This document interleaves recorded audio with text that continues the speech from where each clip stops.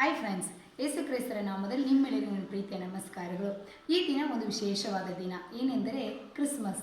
ಕ್ರಿಸ್ತನು ಜನಿಸಿದಂಥ ಒಂದು ದಿವಸ. ಕ್ರಿಸ್ತನು ಎಂದರೆ ಯೇಸು ಜನಿಸಿದಂಥ ದಿವಸ. ಯೇಸು ಎನ್ನುವಂಥ ಪದದ ಅರ್ಥ ರಕ್ಷಕನಂತೇಳಿ.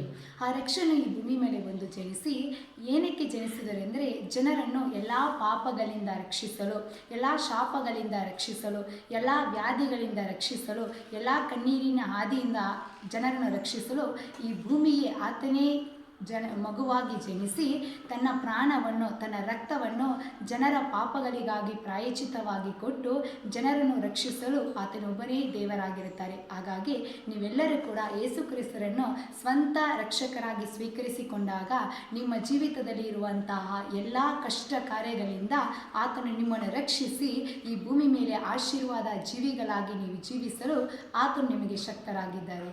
ಧನ್ಯವಾದಗಳು.